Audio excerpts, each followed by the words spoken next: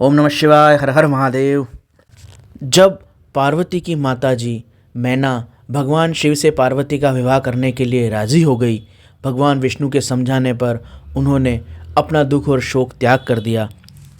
तब वे प्रसन्नतापूर्वक आरती का थाल लेकर भगवान शिव जी की आरती उतारने और उन्हें घर के भीतर लेवा लाने के लिए अपनी सखियों के साथ गई। उस समय मैना के साथ संपूर्ण ऋषि पत्नियां थीं और उनके परिवारजन की सभी स्त्रियां और वधुएं साथ में थीं। द्वार पर आकर मैना ने भगवान शिव को देखा। उनकी अंग कांति चंपा के पुष्प के समान थी। चंपा का पुष्प बिल्कुल गौर वर्ण का होता है, बिल्कुल श्वेत रंग का होता है। भगवान शिव जी के नेत्र बड़े सुंदर थे। उनके प्रसन्न मुख पर एक मुस्कान छटा कर रही थी। उन्होंने रत्न और स्वर्ण के आभूषण पहन रखे थे। गले में उन्होंने मालती की माला पहनी थी। सुंदर रत्नमय मुकुट था। मुखमंडल उज्जवल और उद्भासित था। कंठ में उन्होंने हार धारण कर रखे थे। आभरण, बाजूबंद और कड़े पहन रखे थे। वो अग्नि के समान अत्यंत सुंदर, सूक्ष्म, मनोहर, विचित्र, बहुमूल्य वस्त्रों से सुसज्जित थे।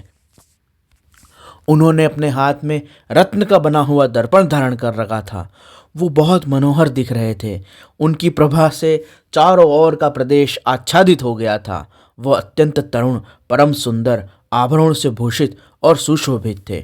सभी स्त्रियों के मन को वो कमनीय प्रतीत हो रहे थे। उनमें व्यग्रता का अभाव था। मुखारविंद बहुत ही सुंदर और सुकोमल और आह्लाददायक था। उनके श्रीअंगों की छटा करोड़ों कामदेवों से अधिक मनोहर थी। उनके अंग परम सुंदर थे। भगवान शिव के रूप में अपने ऐसे जामाता को देखकर मैना की सारी शोक और चिंता दूर हो गई और वो मन में विचार करने लगी कि पार्वती का भाग्य कितना अच्छा है।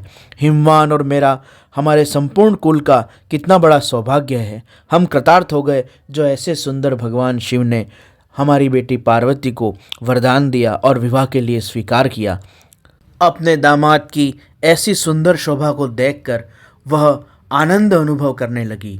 उन्हें पार्वती की कही हुई बातें स्मरण होने लगी। हर्षोत्फुल्ल उनका मुखरविंद हो गया। वो मन ही मन विचार करने लगी कि जैसा पार्वती ने बताया था, यह तो उससे भी अधिक सुंदर है, उससे भी अधिक इनका माधुर्य है, इनका लावण्य अवर्णनीय है। ऐसा सोचकर वह आश्चर्यचकित हो गई थी। ऐसे विचारों में खोई हुई प्रसन्न आरती उतारकर और वह अपने घर में वापस लौट आई। वह भीतर अपने निवास में पहुंची तब उनकी सखियों ने बड़ी प्रशंसा की और कहा कि पार्वती बहुत धन्य है।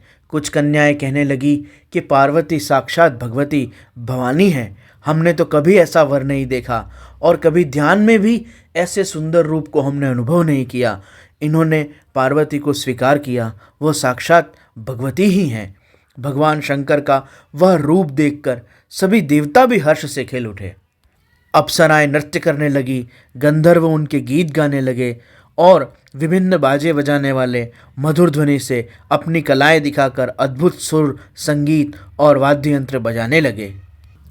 समस्त कुल की परिवार की नारियों के साथ और ऋषि पत्नियों के साथ मैना ने भगवान शिव का परिछिन का संस्कार किया और उसके बाद वो प्रसन्नतापूर्वक घर में चली गई। इसके बाद भगवान शिव अपने समस्त देवताओं, उनके गणों के साथ प्रसन्नतापूर्वक उत्सव मनाते हुए जनवास को ठहरने के स्थान में गए। उसके बाद अपने परिवार की सभी स्त्रियों और अपनी सखियों के साथ पार्वती कुल देवी की पूजा के लिए गई। वहाँ उन्होंने, जिनकी पलकें भी नहीं गिरती थी, ऐसे देवताओं को प्रसन्नतापूर्वक देखा। माँ पार्वती की अंग कांति नीले काजल के समान, अंजन के समान थी। वे मनोहर अंगों से विभूषित थी। उनका नेत्र कटाक्ष केवल भगवान शिव के ऊपर ही पड़ता था। दूसरे किसी पुरुष की ओर उनके नेत्र गए ही नहीं। उनका प्रसन्न मुख मंद मुस्कान से सुशोभित था। वे जिसे भी देखती थी कृपा दृष्टिपूर्वक, कटाक्षपूर्वक मनोहर जान पड़ती थी। उनकी चोटी बड़ी लंबी और सुंदर थी। कपोलों पर बनी हुई पत्रभंगी उनकी शोभा बढ़ा रही थी। ललाट में उन्होंने कस्तूरी और कुमकुम का और सिंदूर का बिंदी धारण कर रखी थी। उनके वक्षस्थल पर श्रेष्ठ रत्नों के और सुगंधित पुष्पों के हार दिव्य दीप्ति छटक रही थी। उन्होंने रत्नों के बने केयूर, वलय, कंकण आदि धारण कर रखे थे। उनके रत्नमय कुंडलों से उनके कपोल जगमगा रहे थे। उनकी दंत पंक्तियां मणि और रत्नों की भी प्रभा छीन लेती थी। उनके होंठ बिल्कुल बिंब फल के समान लाल थे। उनके दोनों पैरों में रत्नमय आभूषण थे और उन्होंने महावर मेहंदी लगा रखी थी। उन्होंने अपने एक हाथ में रजत दर्पण ले रखा था, दूसरे हाथ में उन्होंने एक कमल धारण कर रखा था। उन्होंने अपने संपूर्ण अंगों में चंदन, अगर, कस्तूरी, कुमकुम का अंगराग लगा रखा था। उनके पैरों में पायजेब थे। उनके लाल लाल तलवों के साथ वह सुंदर पायजेब बड़ी ही शोभा पा रहे थे। समस्त देवता आदि कारणभूत जगतजननी पार्वती देवी को देखकर भक्ति भाव से प्रणाम कर रहे थे।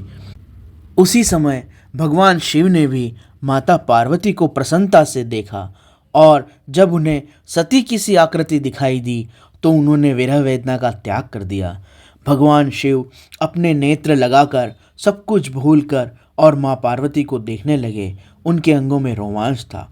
वे बहुत हर्ष का अनुभव कर रहे थे और गौरी की ओर देखने लगे और गौरी माँ पार्वती उनकी आंखों में समा गई। अपनी सखियों और कुल की स्त्रियों के साथ जाकर पार्वती जी ने अंबिका देवी की पूजा की और फिर पुनः अपने पिता के रमणीय भवन में लौट आई। भगवान शंकर, ब्रह्मा जी, विष्णु जी, इंद्र आदि सभी देवताओं और उनके गण पार्षदों के साथ अपने निवास स्थान अर्थात जनावासे में, जहाँ हिमाचल ने ठहरने की उत्तम व्यवस्था की थी, वहाँ पहुँचे। वहाँ सब प्रकार की समृद्धि, सम्मान और सेवा शुश्रूषा प्राप्त कर सुख से ठहर गए।